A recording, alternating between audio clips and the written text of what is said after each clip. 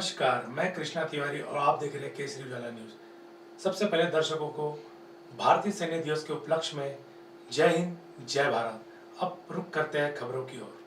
OBC समाज की सहायता के लिए बनाई गई महाज्योति संस्था को लेकर लगाए जा रहे आरोपों को ओबीसी कल्याण मंत्री विजय वडेट्टीवार ने निराधार कहा है। उनके अनुसार इस संस्था के माध्यम से विद्यार्थी ही नहीं, किसानों की सहायता के लिए भी कार्य किए जा रहे हैं। अधूरी जानकारी के आधार पर संस्था पर आरोप न लगाए, वे संस्था को बदनाम न करें। संस्था में कोई गलती या कमियां हैं तो हमें बताएं, हम उसमें सुधार करेंगे। 3 राउंड झालेले आहेत सुप्रीम कोर्टात या विषयावर। पहिला राउंड 2010 मध्ये झालं की कृष्णमूर्तीची 5 जजेसच्या जजमेंट आलं होतं, ज्यामध्ये राजकीय आरक्षण जे आहे ओबीसींचं, त्यामध्ये एक डाटा कलेक्ट करायचा, एम्पिरिकल डाटा ट्रिपल टेस्ट त्यांनी दिली होती आणि त्यांनी हे म्हटलं होतं की राजकीय मागासलेपण ह्याला तुम्ही आर्थिक, शैक्षणिक व सामाजिक मागासलेपण समजता कामा नये, हे वेगवेगळं आहे। त्याच्यानंतर मागच्या वर्षी विकास गवळीवाली एक केस झाली, ज्यामध्ये तोच 5 जजेसचा जो जजमेंट आहे की कृष्णमूर्तीचा, त्यावरून पुढे जाऊन महाराष्ट्रातले सगळे ओबीसी रिझर्वेशन्स संपवण्यात आले। ते वाचवण्यासाठी महाराष्ट्र शासनाने एक फार सुंदर असा ऑर्डिनन्स काढला, ज्यामध्ये की 50% जी सीलिंग होती ती कशीही व्हायोलेट होऊ नये आणि ओबीसींचं रिझर्वेशनसुद्धा मेंटेन राहावं, हा एक स्वर्ण माध्यम साधला होता। त्यालासुद्धा राहुल वाघ यांनी सुप्रीम कोर्टात चॅलेंज केला आणि तो मॅटर लागलेला 17 तारखेला। आता तायवाडे सरांच्या आणि वडेट्टीवार सरांच्या नेतृत्वाखाली महासंघाने तिथे इंटरव्हेन्शन ॲप्लिकेशन दाखल केलं आणि त्याच्यातले मुद्दे काय ते मी आपल्याला सांगतो की संविधानात 3 आर्टिकल्स असे आहेत ज्यामध्ये ओबीसी मेन्शन्ड आहे। पहिला आर्टिकल आहे article 15 sub article 4, article 16 sub article 4। 15(4) मध्ये सोशली आणि एज्युकेशनल बॅकवर्ड क्लासेस असं दिलेलं आहे आणि आर्टिकल 16(4) मध्ये अदर बॅकवर्ड क्लासेस दिलेले आहे।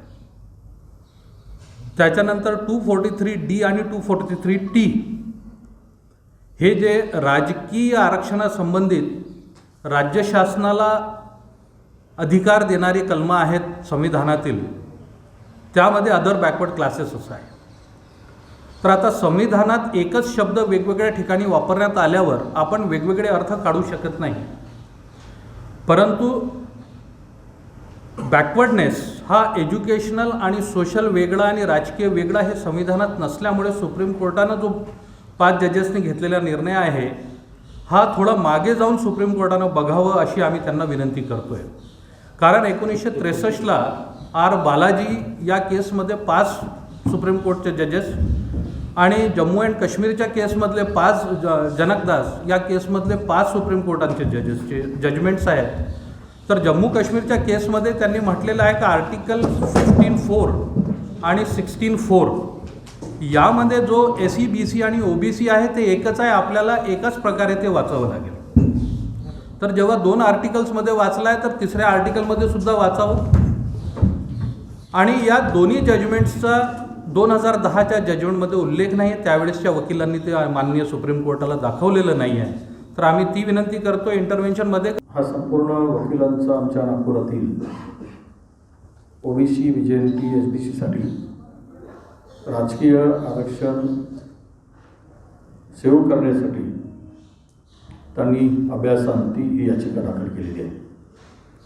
मी 2 दिवसापूर्वीच आयोगाला आम्ही राज्य सरकारतर्फे पत्र लिहून एम्पिरिकल डेटा कलेक्ट होतपर्यंत, माहिती येतपर्यंत